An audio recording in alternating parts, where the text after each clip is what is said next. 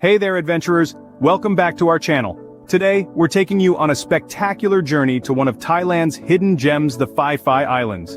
Get ready for a day filled with stunning beaches, crystal clear waters, and unforgettable memories. So grab your sunscreen and let's set sail on our private boat excursion.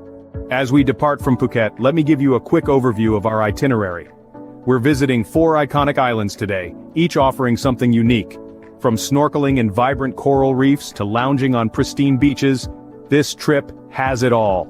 Our first stop is the famous Maya Bay, known for its appearance in The Beach movie. Though we can't disembark here from August to October, the views from the boat are still breathtaking.